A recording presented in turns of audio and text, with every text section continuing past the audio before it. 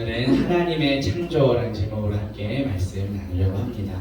계속해서 반복되는 구절이 있었죠. 그 인자하심이 영원히 찬양하라. 그 인자하심이 영원함을 우리가 찬양하며 감사해야 하는데요. 자, 오늘 창조에 대해서 나눌 텐데 오늘 이 본문이 그 역사적인 배경은 잘 알 수 없지만 전형적인 감사 예배 시라고 불립니다. 감사가 계속 반복이 되고 있죠. 그래서 전통적으로 우리도 얼마 전에 추석 우리 명절을 보내고 왔는데요.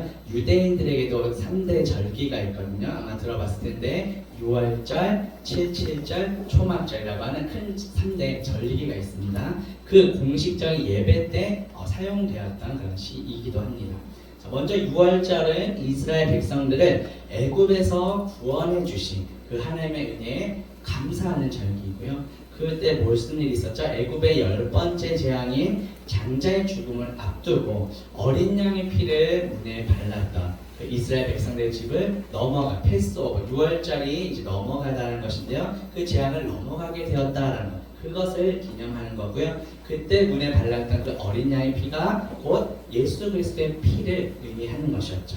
실제로 예수 그리스도께서는 6월절 밤에 십자가에 달려 죽으셨습니다. 고린도전서 5장 7절에 보면 우리의 6월절 양 곧 그리스도께서 희생되셨느니라 이렇게 말씀합니다. 그리고 두 번째 절기인 7.7절은 문자 그대로 그 앞서 첫 번째 절기인 6월절로부터 7주 후에 지켜지는 그런 절기인데요. 보리의 첫 열매를 바치는 그런 절기라고 해서 맥추절이라고도 불립니다. 우리 맥주 감사 줄 때도 이 의미를 담고 있죠. 출애굽기 34장 22절에 보면 7.7절 곧 맥주의 초실절을 지키고 초실절이라는 말은 첫 열매라는 뜻이 하나님께 드려지는 이 첫 열매인데 이것은 신약시대로 넘어오면 부활의 첫 열매가 되신 예수 그리스도를 의미합니다. 그리고 예수 그리스도를 머리로 하는 우리는 주님의 몸된 교회이죠. 교회를 또한 상징합니다. 그래서 교회는 예수 그리스도의 몸이고요. 또 부활의 첫 열매가 되시는 예수 그리스도의 은혜로 구원받은 영적인 알곡, 추수할 때 알곡을 추수하잖아요. 우리가 그렇게 추수된 그런 영적인 알곡이라는 것이죠. 따라서 두 번째 절기인 이 7.7절은 우리를 알곡으로 이렇게 추수해 주신 예수 그리스도의 은혜에 역시 감사하는 절기입니다. 자, 또한 이 7.7절은 아까 7주라고 했죠. 그 날수로 따지면 50일 만에 지키는 절기라고 해서 오순절이라고 합니다. 우리가 예순, 필순 이런 식으로 그 순이 신년을 의미하는데요. 오순절이라고 불립니다. 그래서 사도행전 2장 1절과 4절에 보면 오순절 날이 이미 이름에 그들이 다 같이 한 곳에 모였더니 그들이 다 성령의 충만함을 받고 성령이 말하게 하심을 따라 다른 언어들로 그 방언이죠. 다른 언어들로 말하기를 시작하니라 이렇게 기록되어 있습니다. 그래서 신약시대에 넘어와서 이 오순절은 바로 예수 그리스도의 영이신 성령님께서 강림하신다라는 것이죠. 그래서 곡식의 첫 열매, 부활의 첫 열매를 드린 날에 성령님께서 강림하셨다는 거죠. 이것은 세상에 죽어가는 영혼들에게 복음을 전하고 그들을 사망의 권세에서 건져낸 그런 능력으로서 성령님께서 우리 영혼의 양식으로 부어주셨다는 것을 의미합니다. 그리고 유대인의 3대 절기 중에 마지막은 바로 초막절인데요. 레위기 23장 34절에 보면 일곱째 달 15째 날엔 초막절이니 여호와를 위하여 이래 동안 일주일 동안 지키라고 말씀하죠. 자, 이스라엘 자손들이 모든 수확물들을 다 거두어 드리고 나서 들에서 나뭇가지 같은 것을 꺾어서 초막, 오늘날 말하면 어떤 텐트 같은 거죠. 그것을 짓고 7일 동안, 일주일 동안 생활을 했습니다. 출애굽한 이후에 광야에서 40년 동안 이렇게 장막 생활, 초막 생활을 하면서 이렇게 방황했었는데 그때 그 힘든 고난의 경험들을 다시금 되새기며 기억하게 하고 자, 이제 약속의 땅 가나안에 정착해서 풍성한 수확을 거두어들게 하신 저장하게 하신 그 하나님께 역시나 감사하는 다 공통된 것이 유대인의 3대 절기는 딴 거 다 잊어버려도 다 감사하는 거구나 이렇게 기억하시면 됩니다. 자, 그리고 이 초막절은 수장절이라고도 불리는데요. 출애굽기 23장 16절에 보면 수장절을 지키라 이는 내가 수고하여 이룬 것을 연말에 밭에서부터 거두어 저장함이니라 말씀하죠. 수장이라는 말은 거두어 들여서 깊이 간직하다라는 뜻입니다. 우리를 알곡으로 천국 창고에 이렇게 추수하셔서 천국 창고에 이렇게 저장해 두셨다. 그 예수 그리스도의 은혜에 감사하는 날이라는 것이죠. 자, 오늘 보면 우리가 읽은 이 시편 136편은 이렇게 유대인의 산대 절기 때 공식적인 예배 때 사용된 감사 예배 시라는 거죠. 자, 특별히 오늘 본문은 하나님의 창조에 대해서 말씀합니다. 오늘 말씀을 통해 우리를 창조하신 그 주님께 감사와 찬양 드리는 저와 청년들 되시기를 주님의 이름으로 축복합니다.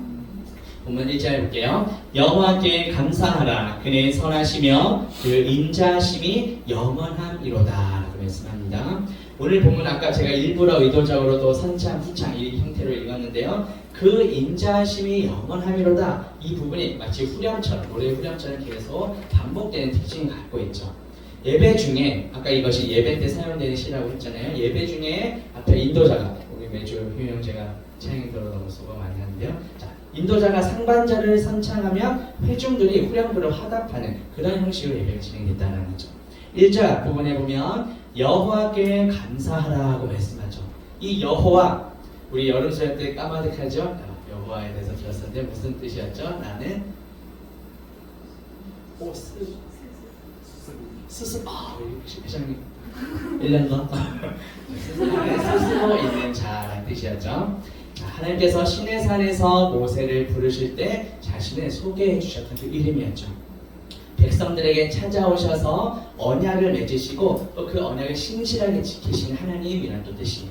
그래서 구약의 이 여호와는 이 구약 성경이 히브리어 성경으로 쓰였는데 이것을 신약 성경은 헬라어로 쓰였고요. 근데 이 히브리어로 쓰인 구약 성경은 헬라어로 번역한 것이 70인형 성경인데요. 거기에 보면 이 구약의 여호와가 퀴리오스 헬라어, 그래서 곧 우리의 주인, 주님 이렇게 번역이 됐단 말이에요. 따라서 우리 주 예수 그리스도께서 신약 구약에 말씀하신 여호와 하나님이시라는 겁니다. 우리 주 예수 그리스도는 우리의 감사와 찬양을 받기 합당하신 여호와 하나님이십니다. 자, 1절 중반에 보면 그는 선하시며 라고 말씀하죠. 이 선하다라는 말이 히브리어로 토브인데 좋다, 선하다, 그리고 온전하다라는 뜻입니다. 하나님께서 천지 만물을 창조하시고 나서 보시기에 좋았더라고 말씀하셨는데 그때도 동일하게 이 단어가 사용되었어요. 창세기 1장 31절에 보면 하나님이 지으신 그 모든 것을 보시니 보시기에 어땠다고 하죠? 심히 좋았더라고 말씀해요. 태초에 천지를 창조하셨을 때는 하나님께서 보시기에 심히 좋았던 상태였다는 거죠. 근데 오늘날 우리의 모습은 뭐지 옆에? 그래도 오늘 선생님 제가 아주 은혜롭게 기도를 해줘서 은혜 충만한 모습인데 우리는 사실 에덴 동산에서 많이 타락한 상태로 봤죠. 그런데 태초에는 너무 심히 보기 좋았던 상태였다는 거예요. 왜냐면 아직 죄를 짓기 전이었을 테니까요. 자, 그런데 태초에 어떤 일이 있었죠? 에덴 동산에서 아담과 하와가 하나님께서 먹지 말라고 명하시고 우리가 잘 아는 선악을 알게 하는 열매, 나무의 열매를 다 먹고 타락할 그때부터 죄가 이 세상에 들어오게 된 거죠. 쫓겨나게 되었습니다. 그때 우리 인간의 죄로 인해서 우리가 살아가는 이 땅도 동일하게 저주를 받았어요. 창세기 3장 17절에 보면 아담에게 이르시되 네가 내 아내의 말을 듣고 내가 내게 먹지 말라 한 나무의 열매를 먹었은즉 땅은 너로 말미암아 저주를 받고 너는 내 평생을 수고하여야 그 소산을 먹으리라고 말씀합니다. 자, 이 땅은 모든 자연 만물을 다 포괄하는 것이죠. 자, 그렇게 온전히 하나님 보시기 심히 좋았던 천지 만물이 오늘날에 이렇게 오염된 것은 인간의 타락과 함께 만물, 천지 만물도 죄의 종노릇을 하고 있기 때문이라고 성경이 말씀해요. 로마서 8장 20절부터 22절에 보면 피조물이 허무한데 굴복하고 피조물도 썩어짐의 종노릇을 하고 피조물이 다 이제까지 함께 탄식하며 함께 고통하는 우리 인간의 죄 때문에 이 땅도 저주를 받았다는 뜻입니다. 자, 하지만 이것이 이제 훗날 회복이 되죠. 언제죠? 장차 예수 그리스도께서 재림하실 때 이 땅에 다시 오셔서 모든 죄를 완전히 척결하시고 이루어질 새 하늘과 새 땅, 영원한 거룩한 성 새 예루살렘 우리가 가게 되는 것이죠. 그때 하나님께서 태초에 창조하신 것처럼 심히 좋았다고 하셨던 것처럼 완전히 새로운 세상이 된다는 것이죠. 그 말씀이 요한계시록 21장 1절과 2절에 보면 또 내가 새 하늘과 새 땅을 보니 처음 하늘과 처음 땅이 없어졌고 바다도 다시 있지 않더라. 또 내가 보니 거룩한 성 새 예루살렘이 하나님께로부터 하늘에서 내려오니 그 준비한 것이 신부가 남편을 위하여 단장한 것 같더라고 말씀하죠. 우리는 주님께서 다시 오실 때 새 하늘과 새 땅, 즉 거룩한 성 새 예루살렘에서 영원토록 주님과 교제하며 살아가게 될 것입니다. 그래서 우리는 다시 오실 예수 그리스도를 소망하며 만물의 그 창조주이신 그 예수 그리스도의 통치와 다스림을 받으며 이 땅에서도 살아가는 저와 청년들 되시기를 주님의 이름으로 축복합니다. 보면 1절 후반부에 보면 계속 반복되는 구절이죠. 그 인자하심이 영원함이로다 라고 말씀합니다. 본문 처음부터 마지막까지 계속해서 후렴처럼 반복되는 후렴구입니다. 자, 이 인자하심이라는 히브리어 단어가 헤세드인데요. 아마 들어본 청년들도 있을 거예요. 하나님의 약속, 하나님의 언약에 기초한 한결같은 사랑을 의미합니다. 근데 인간의 약속은 쉽게 깨지기도 하죠. 오래 가는 경우도 있지만 그렇지 못한 경우도 있습니다. 인간의 사랑은 또 쉽게 변하기도 합니다. 그런데 하나님의 사랑은 어떻죠? 하나님의 이 헤세드, 하나님의 인자하심은 영원하다라고 말씀하죠.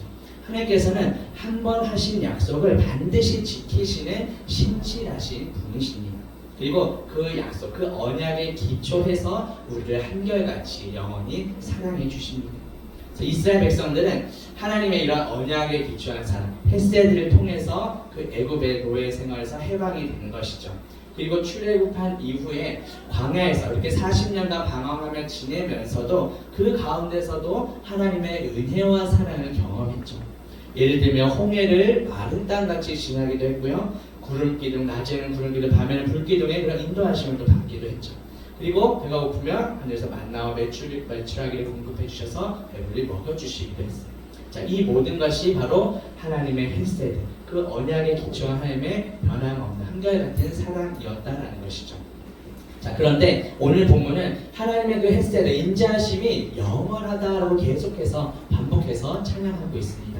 단지 과거에 그냥 이스라엘 백성들이 잠깐 경험했던 것으로 끝 이것이 아니라 오늘날 우리 모두에게도 그리고 앞으로도 영원히 지속된다라는 뜻이죠. 과거에 이스라엘 백성들에게 베푸셨던 그 은혜와 사랑이 지금 오늘날 우리에게도 계속되고 있고 앞으로도 계속될 것이며 결코 변하지 않을 것이라는 약속의 말씀입니다. 그래서 영원한 그 인자하심으로 우리를 사랑하시는 그 하나님의 은혜에 감사하며 찬양하는 저 청년들 되시기를 주님의 이름으로 축복합니다. 본문 2절 말씀 볼게요. 신들 중에 뛰어난 하나님께 감사하라. 그 인자하심이 영원함이로다 라고 말씀합니다.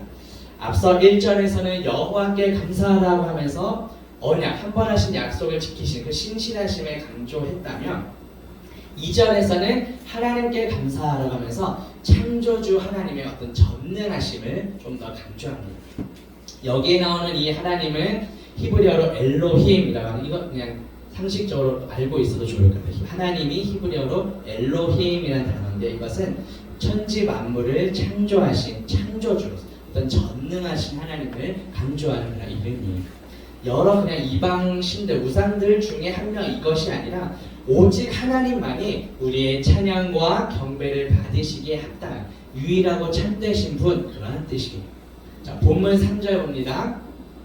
주들 중에 뛰어난 주께 감사하라. 그 인자하심이 영원함이로다 라고 말씀하죠. 자, 1절부터 3절까지 보면 하나님을 가리키는 표현들이, 대표적인 표현들이 계속 나오고 있죠. 1절에서는 여호와, 2절에서는 하나님, 3절에서는 주께 감사하라 이렇게 말씀하죠. 주라는 것은 어떤 소유자, 주권자라는 뜻입니다. 오직 하나님만이 창조하신 그 만물을 통치하시고 이 세상에 유일하신 정말 참 소유자이시고 주권자이시다, 주관에 가시는 분이시다라는 뜻이에요.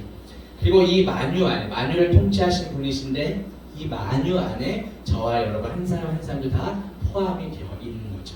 그래서 예수 그리스도를 단지 그냥 나의 죄에서 구원해 주신 구원자 이 정도만 끝난 것이 아니라 정말 나의 삶을 주님께 소유로 맡겨드리는 그런 나의 어떤 주님, 나의 주인으로까지 인정하는, 그렇게 모시며 살아갈 수 있는 저 어린 청년들 되시기를 주님의 이름으로 축복합니다. 본문 4절 말씀 볼게요. 홀로 큰 기이한 일들을 행하시는 이에게 감사하라. 그 인자하심이 영원함이로다 라고 말씀합니다. 홀로 큰 기이한 일을 행하셨다고 해요. 하나님께서는 어떤 누구의 도움을 받지 않으시고 또 어떤 물질의 도움도 받지 않으시고 무에서 유를 창조하셨다는 것이죠. 다른 어떤 존재도 할 수 없는 것을 하나님 홀로 창조하셨다는 거예요. 본문 5절에 보면 지혜로 하늘을 지으신 이에게 감사하라 그 인자하심이 영원함이로다 라고 말씀합니다. 자, 하나님께서 이제 무에서 유를 창조하셨다고 말씀드렸는데 어떻게 창조하셨다고요? 지혜로. 성경에 보면 예수 그리스도는 하나님의 지혜라고 말씀해요. 하나님의 지혜이신 예수 그리스도로 말미암아 이 세상이 창조되었다는 뜻이죠. 고린도전서 1장 14절에 보면 그리스도는 하나님의 능력이요 하나님의 무엇이라고요? 지혜니라 분명히 기록되어 있죠. 그래서 이 지혜는 곧 하나님의 말씀을 의미합니다. 왜냐하면 하나님의 말씀이 곧 예수님이시고 예수님이 하나님의 지혜, 그러니까 다 같은 표현인 겁니다. 요한복음 1장 1절과 3절에 보면 태초에 말씀이 계시니라. 이 말씀이 하나님과 함께 계셨으니 이 말씀은 곧 하나님이시니라. 만물이 그로 말미암아 지은 바 되었으니 지은 것이 하나도 그가 없이 예수 그리스도 없이는 된 것이 없다고 말씀하고 있어요. 자, 이 태초부터 계셨던 하나님 그 말씀이 육신이 되어 우리 가운데 오신 분이 바로 예수 그리스도이십니다. 따라서 태초부터 계신 말씀이 바로 하나님의 지혜이신 예수 그리스도시고요. 이 온 천지 만물은 하나님의 지혜이신 예수 그리스도로 말미암아 창조가 되었다라는 것이죠. 만약에 하늘이 어떤 하나님의 지혜나 솜씨에 따라서 이렇게 촘촘하게 견고하게 만들어지지 않았다면 우리 인간은 어떨까요? 늘 불안함과 초조함 속에 살아갈 수밖에 없겠죠. 하지만 이 하늘이 하나님의 지혜와 솜씨로 아름답고 견고하게 만들어졌기 때문에 우리는 하나님께서 창조하신 이 자연 만물 속에서 아름다움을 느끼며 또 안심하며 감사하며 살아갈 수 있게 된 것이죠. 잠언서 3장 19절에 보면 여호와께서는 지혜로 땅에 터를 놓으셨으며 명철로 하늘을 견고히 세우셨고 라고 말씀합니다. 또 예레미야 10장 12절에서도 여호와께서 그의 권능으로 땅을 지으셨고 그의 지혜로 세계를 세우셨고 그의 명철로 하늘을 펴셨다고 말씀합니다. 하나님의 지혜이신 예수 그리스도로 말미암아 창조된 이 자연 만물 속에서 이 하늘 아래에서 예수 그리스도께서 주시는 그 평강 가운데 살아가는 저와 청년들 되시기를 주님의 이름으로 축복합니다. 본문 6절 말씀 보면 땅을 물 위에 펴신 이에게 감사하라 그 인자하심이 영원함이로다 라고 말씀합니다. 자, 바로 앞절인 5절에서는 하나님께서 지혜로 하늘을 창조하셨다고 말씀하셨죠. 같은 맥락에서 인간에게 베푸신 하나님의 은혜를 강조하면서 땅의 창조를 표현합니다. 할렐루야. 우리 재근 형제가 지금 들어왔습니다. 자, 물 위에 편다라는 말은 여기 제가 노란색으로 따로 설명을 표시했는데요. 발을 구르다, 대적을 밟아서 눌러 부수다, 금속을 두드려서 펼치다 이러한 의미가 담겨 있습니다. 자, 우리가 살아가는 이 삶의 터전, 이 거주지를 우리가 땅을 발로 밟아서 이렇게 탄탄하게 다지듯이 매우 견고하게 만드셨다라는 것을 말씀하고 있는 거예요. 자, 본래 히브리인들이 이제 유목민족, 이렇게 떠다니는 민족들이었는데요. 자, 물이나 바다는 그 히브리인들에게 있어서는 혼란스럽고 혼돈의 그런 장소라고 여겨졌습니다. 그래서 목숨을 위협하는 그런 폭풍과 언제 몰려들지 모르는 것, 어떻게 보면 가장 큰 공포의 대상으로 생각했던 것이죠. 그런데 하나님께서는 땅을 그 두렵고 떤 물 위에 펴셨다고 말씀하고 있죠. 감히 인간의 삶의 터전, 이 거주지를 넘볼 수 없도록 보호해 주셨다는 뜻이에요. 자, 인간의 삶을 위협하는 그 공포를 상징하는 물, 이 물 위에 땅을 펴셨다. 땅을 더 간단하고 견고하게 펴셨다라는 뜻입니다. 시편 104편 9절에 보면 주께서 물의 경계를 정하여 넘치지 못하게 하시며 다시 돌아와 땅을 덮지 못하게 하셨나이다 라고 말씀하죠. 또 욥기서에도 38장 8절에 보면 내가 여기까지 오고 더 넘어가지 못하리니 내 높은 파도가 여기서 그칠진다 이렇게 말씀하죠. 혼돈과 혼란과 공포를 상징하는 그 물과 그 바다를 제압하시고 땅을 그 물 위에 펴셨다. 물 위에 밟아서 다지셨다라는 하나님의 전능하심을 보여주는 것이죠. 그래서 우리 삶에도 돌아보면 이따가도 함께 나눠보면 좋겠는데요. 혼란과 혼돈과 두려움과 공포를 상징하는 그 물과 같은 존재들이 분명 우리 청년들의 삶에도 있지 않겠습니까? 내 삶에 넘쳐 들어오는 것을 하나님께서 막아주셨다는 거죠. 우리 삶에 이렇게 파도처럼 밀려 들어오는 그런 불안함과 공포, 또 이런 두려움들, 근심, 걱정, 염려들이 있다면 무엇인가? 그 모든 것을 제압하시고 땅을 그 물 위에 펴신 그 하나님의 전능하심을 의지하며 담대히 살아가는 저와 청년들 되시기를 주님의 이름으로 축복합니다. 자, 본문 7절부터 이제 마지막 9절까지 읽어볼 건데요.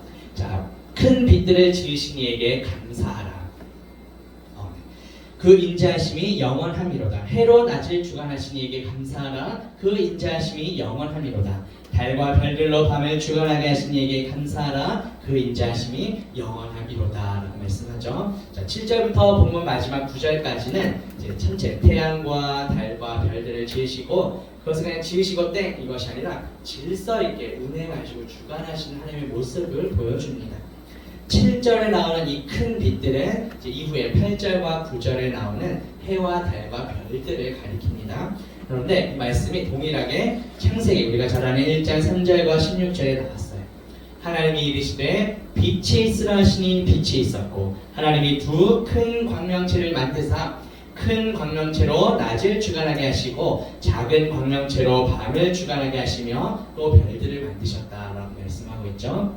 자, 창세기에서는 분명히 빛의 창조가 먼저 있은 다음에 이 빛을 내뿜는 발하는 두 개의 큰 광명체, 즉 해와 달과 별들을 이렇게 구분해서 이렇게 표현을 하고 있죠. 그런데 오늘 시편 본문에서는 하나님께서 이 빛과 이 빛을 내는 광명체 모두를 다 포함해서 다 이 모든 것을 창조하신 분이라고 함께 찬양하고 있어요. 그리고 신약 성경에 넘어오면 사실 다임 목사님께서 늘 강조하시는 게 모든 성경은 다 나에게 대해 증언하는 것이다. 예수 그리스도를 향해 있거든요. 신약 성경에 보면 예수 그리스도께서 자기 자신이고 세상에 무엇이라고 말씀하셨을까요?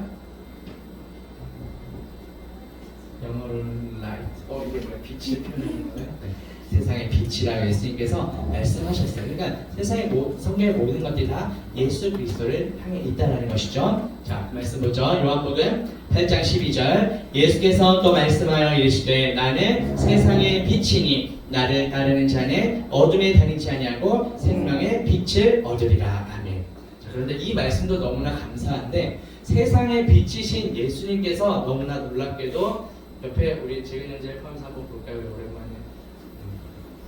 네, 우리를 세상의 빛이라고 또 말씀해 주셨어요. 이 얼마나 큰 은혜요 축복입니까? 자, 마태복음 5장 14절 볼게요. 같이 읽어볼까요? 너희는 우리 옆에 있는 청년들 한번 보죠. 이름 불러가면서 재근이는 세상의 빛이라 사람에게 동네가 숨겨지지 못할 것이라. 네. 우리가 세상의 빛이라고 예수님께서 말씀해 주셨다는 거예요. 그래서 우리는 어떤 존재죠? 참 빛이신 예수 그리스도의 빛을 비추는 자들이 되어야 하는 거예요.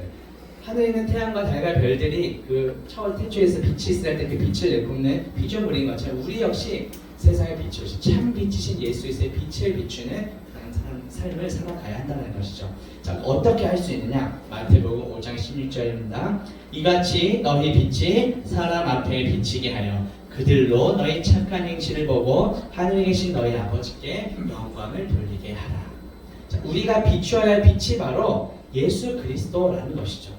이 세상에서 하나님께서 보시기에 선하신 분은 딱 한 분, 오직 예수 그리스도 한 분뿐이시죠. 그래서 어떤 우리의 어떤 율법적인 노력, 착한 행실 이것이 아니라 우리 안에 계신 예수 그리스도의 선한 빛을 비출 때 우리 주변에 믿지 않은 영혼들이 우리의 그 착한 행실, 우리 안에 계신 예수 그리스도의 빛을 보고 하나님께 영광 돌리게 된다라는 것이죠. 그래서 나의 어떤 노력, 나의 애씀, 나의 영광이 아니라 우리 안에 살아 역사하시는 예수 그리스도의 선한 빛을 비추며 그 빛을 받는 우리 주변에 믿지 않는 청년들이 우리의 착한 행실을 통해 하나님께 영광 돌리게 되는 그러한 삶을 사는 저와 청년들 되시기를 주님의 이름으로 축복합니다.